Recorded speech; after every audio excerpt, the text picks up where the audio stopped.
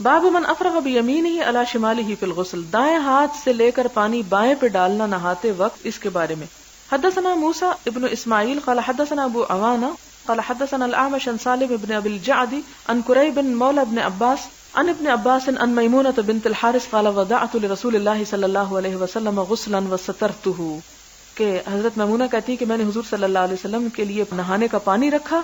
اور آپ پر آڑ کر لی، سترته یعنی پردہ کر دیا، فصب علی یدہ، پھر آپ نے اپنے ہاتھ پہ ڈالا، فغسلها مرتن، ایک مرتبہ ان کو دھویا، وہ مرتين یہ دو مرتبہ۔ قال سلیمان لا ادری، سلیمان کہتے ہیں میں نہیں جانتا، ذکر الثالثۃ ام لا، کہ انہوں نے تیسری دفعہ کا ذکر کیا یا نہیں۔ ثم افرغ بیمینہ علی شمالی، پھر اپنے دائیں ہاتھ سے پانی لے کے بائیں پہ ڈالا، فغسل فرجہ، تو اپنی شرمگاہ کو دھویا یعنی استنجا کیا، ثم دلک یدہ بالارض، پھر اپنے ہاتھ کو رگڑا زمین پر یعنی صاف کرنے کے لیے، او بالحائط یا دیوار پر، ثم تمدمد واستنشق وغسل وجهه ويديه، کلی کی ناک میں پانی ڈالا اور اپنے چہرے اور ہاتھوں کو دھویا، وغسل رأسه، اور سر کو دھویا، ثم صب على جسده، پھر سارے جسم پہ پانی بہایا، ثم تنحى، پھر ہٹ رہے، فغسل قدميه، اپنے دونوں قدموں کو دھویا، فناولته خرقة، تو میں نے آپ کو ایک کپڑا دیا یعنی کپڑے کا ٹکڑا یا تولیہ، فقال بيده هكذا، تو آپ نے اپنے اشارے سے کہا ہٹا دو، ولم يردها، اور نہیں اس کو لیا یعنی اس کا ارادہ نہ کیا، اس کو استعمال نہ کیا۔ اور اس میں بھی آپ دیکھیں کہ ہمارے ہاں تو پانی وافر مقدار میں ہوتا ہے، اور اب آپ نے دیکھا ہوگا کہ ہوٹلوں میں جو تولیے پڑے ہوتے ہیں اس کے ساتھ ہی بڑے خوبصورت کارڈ رکھے ہوتے ہیں کہ بلا ضرورت تولیے جو ہیں وہ ضائع نہ کریں، کیونکہ ان کے دھونے میں جتنے ڈٹرجنٹس استعمال ہوتے ہیں اس سے زمین کے اوپر کیمیکلز کی جو مقدار ہے وہ بڑھ رہی ہے، اور بلا وجہ پانی اور ان ساری چیزوں کا استعمال ہوتا ہے، طرح طرح کی انسٹرکشنز لکھی ہوتی ہیں۔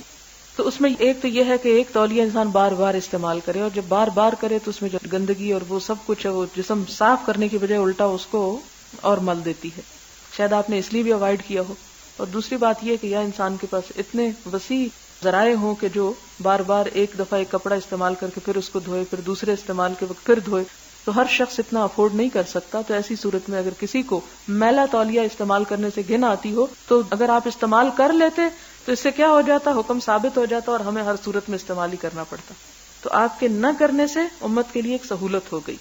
باب تفریق الغسل والوضوء ویذکر عن ابن عمر انہ غسل قدمیہ بعد ما جف وضوءہ۔ اب اس میں ایک بات یہ بتائی جا رہی ہے کہ اگر غسل یا وضو بریک کے ساتھ کیا جائے، بریک کا مطلب یہ کہ جیسے ہاتھ اور منہ دھو لیا لیکن پاؤں ذرا ٹھہر کے دھو لیے جائیں، یہ کسی وجہ سے بازو کا تو ہوتا نا، آپ اپنا ٹیپ کھولتی ہیں پانی آتا ہے اور آپ بازو تک دھو کے مسح کرتی ہیں، دیکھتی ہیں کہ پاؤں کے لیے پانی نہیں بچتا اور پاؤں سوکھے رہ جاتے ہیں، پھر آپ گھر سے باہر نکلتی ہیں، جا کے موٹر چلاتی ہیں، 2-3 منٹ انتظار کرتی ہیں، پھر پانی آتا ہے، اب کیا کریں، کھڑے ہیں، شروع سے وضو کریں یا صرف پاؤں دھو لیں؟ تو ایسی صورت میں اجازت ہے کہ صرف پاؤں ہی دھو لیں آپ،